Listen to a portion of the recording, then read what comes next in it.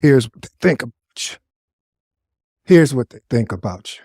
Have you ever felt like a fraud just moments after achieving success? See, listen, you're not alone. Today, we will transform that doubt into unstoppable confidence. Now, if you know me, I like to get to work.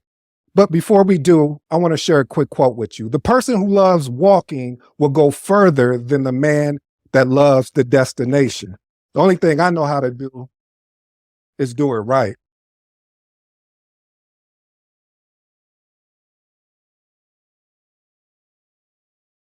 And that means switching to the old me to the new me. That doesn't mean that person doesn't exist.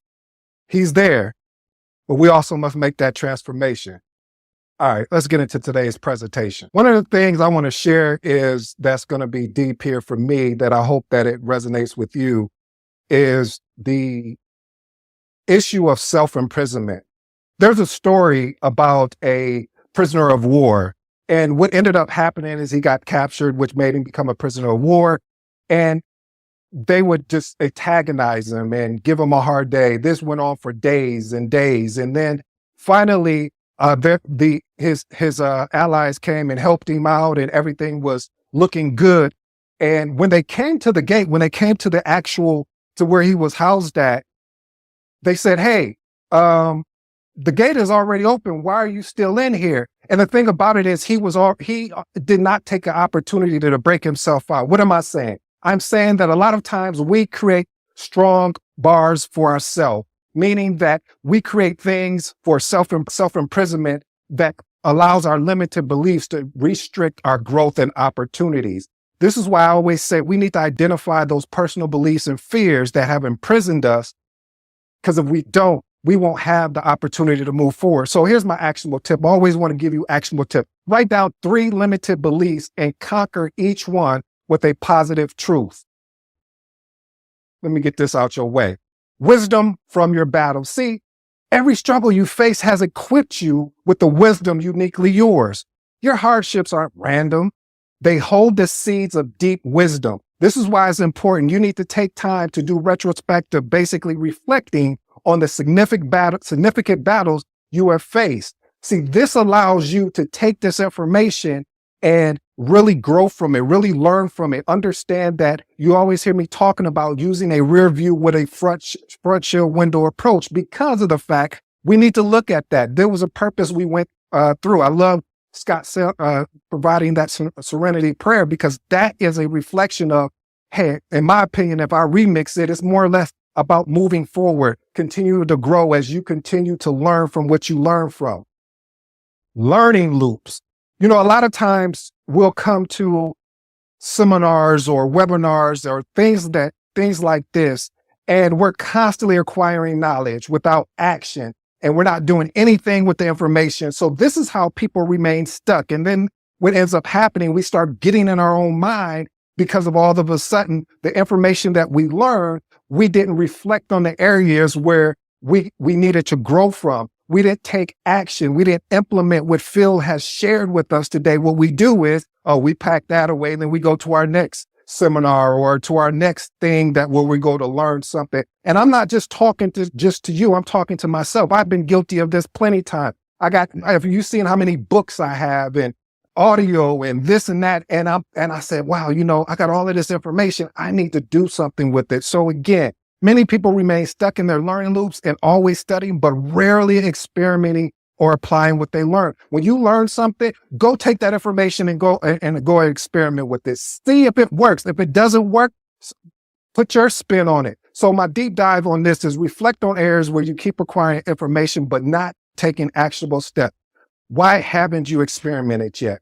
Choose the right insight or skills you've learned recently and make that commitment, not the interest, because there's a difference. See, a commitment is that if I decided to say I wanted to get into a pool, I'm jumping in. But interest is, I'm going to put that big toe in it, I want to test the water and see if it's okay. No. We make a commitment here. We don't make interests. Minimizing the value you bring. Stop shrinking yourself to fit in a smaller room. See, when I started today, I had on the glasses and I had on the hood because I wanted to show you what it feels like to shrink yourself down because you don't want to hear comments. You don't want to hear feedback. You don't want to hear people talking about you. Like, who does ED think he is that, oh, now he can come on Phil's platform and talk about imposter syndrome? Where did he go to school at? And you fall into that trap. And most of all, who taught you how to play small? See, this is why I love watching little kids and babies when they're little, especially when they learn how to walk. It's such an amazing thing. Have you ever tried to tell a baby, hey, you better not stop. You better stop walking because if you keep doing that, what's going to end up happening is you're going to fall down. The baby probably look at you like, I don't understand a word you're saying, but okay, I'm going to get up and walk anyway. And a lot of times we forget to go back to that child mindset. I know life happens, life. However, we have to understand those rules that we had as a kid. There really wasn't a rule about our mindset because we were learning as we were growing. So undervaluing yourself limits your potential and it denies you of your true worth. You're worthy. You're truly worthy. Believe in yourself. Yes, you're going to have missteps. I can promise you that. Yes, you're not going to be able to be like anyone else. You don't want to be like anyone else. You wasn't designed for that. So explore why you feel compelled to minimize your contribution. And who taught you to play small? When you come to any Phil's training, he don't teach you how to play small. He challenged us yesterday when some people were still left on the call to continue to grow. So again, write down your top 5 strengths and commit to it, visibly showcasing one this week. Being uncomfortable. A lot of people don't like to be comfortable. See, I moved from Michigan to Texas because I don't like the winter. The winter is brutal. I'm allergic to cold. I don't know. It's just because of my Caribbean background. I don't know what it is, but I just don't like it. I'd rather be in the warmness and it just feels good because when it's cold, you don't want to do anything. You just want to lay in the bed a little bit longer. So embracing discomfort is essential for growth, innovation, and most of the thing what we're here today is transformation. Here's my deep dive. Reflect on your reaction to uncomfortable situation. How has avoiding discomfort held you back? Everybody says, hey, I want this thing. I want to accomplish that thing. But you know what? I just don't talk like Phill. You know what? I just don't train like Phill. And I'm not talking to you. Maybe I'm just having a one-on-one with myself. So if you don't mind if I'm being transparent. And then the action is, well, intentionally choose one uncomfortable yet beneficial activity to pursue immediately. Again, I'll give you tonight to think it over, but tomorrow, which is Sunday, I hope that you'll take immediate action. Why mentors and coaches matter.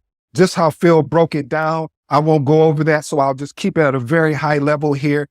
Mentors see blind spots. See, I don't know about you, and you'll know my age by this story. So before, when I used to get in the car, they didn't have those little cute things on your side mirrors where you can tell that if people were in your blind spot. See, this is why you loved having the passengers. And see, what the passenger did is when someone got in your blind spot, they say, hey, somebody is in your blind spot. Don't get over there just yet. Wait for them to pass. That's what I believe a mentor and a coach does for you. They identify that blind spot and push you to be uncomfortable. You said that you wanted to write that book. Where is it? I want to see it. And this is what a coach or a mentor did. Oh, you don't want me to talk about you? Let me talk about me. I got a call. Phill said, hey, Ed, it's taking too long on this book. Where we at? Well, Phill, I got this. Hey, Ed, I understand that, but we need to get this book out. So that night, I sat down and I finished the book. I had all the information, but I was finding every reason why not, because I didn't want to be judged. They told me I wasn't a good writer. They told me that I didn't have the capacity. Can you see how imposter syndrome sneaks in like a thief in the night and it's trying to steal everything away from you? But it's up to you to identify and reach out to a mentor and coach to assist you. Now, failures. People hate to fail, especially the ones that never failed before, because see, failure is the exact opposite of success. It is actually an entry price of success. You must pay the price. If you don't want to pay the price, don't try to lean on other people's back, or I should say, try to get on other people's platform if you haven't paid the price. How have I paid the price? I've done 600 talking episodes. Yes, again, you know my motto. I'm not trying to impress you. I'm trying to impress upon you that I put in the work. I'm constantly putting in the work. When we finish here, I'm going to record again because of the whole importance of I got to get these sets and reps in. You never know when Phill may call on you. You never know when someone may say, hey, we would love a speaker, or hey, we would love somebody to do this. So success, achievement through persistence, growth, learning from your mistakes and failure. Again, like I said, it's definitely the entry price. So my actionable tip for you, I want you to write down one failure that redirected your path positively and reflect on how its long terms can benefit you. Well, I got some questions to ask you, and then I'll wrap this thing up. Are you truly limited, or are you just comfortable with your current limitations? Number 2, whose approval have you unknowingly let control your choices? Ooh, that's going to get good to me. And I know we don't have time, but if you let me unpack that for just 1 minute, real quick, a lot of times we allow, and I shared this yesterday, people's opinions and their thoughts. These people are not doing the work. They're watching from the sideline. They're in the stands, and we're upset because maybe they're right, but no, they're wrong because they haven't done the thing. And if they haven't done the thing, they can't comment on the thing you're doing. Okay, let me go because it's getting too good to me.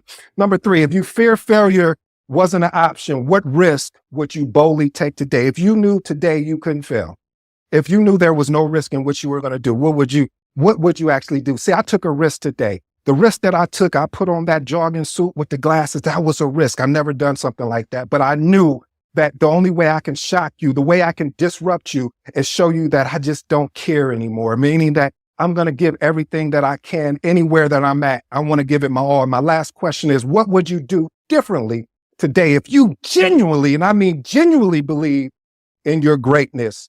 Here's my calls to action. I just ask that you silence that inner critic. Challenge yourself to silence that inner critic.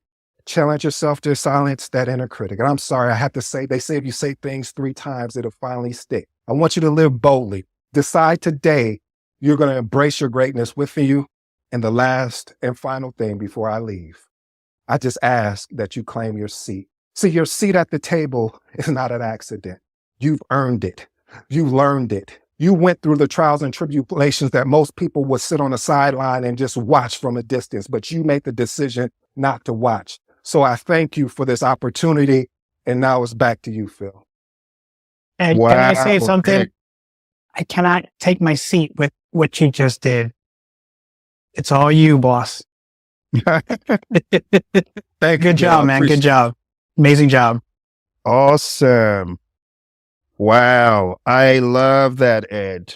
Thank you for taking us to Imposter Syndrome Warfare Church. For lack of a better terminology, I don't really know what to say. That caught me unaware when he came on with the tracksuit. I'm like, wow, okay. Ed came prepared. Oh my goodness. Give Ed a virtual round of applause. That was truly awesome. We got to go back and listen to that tape again, Ed. That was truly masterful, engaging, and very, very impactful.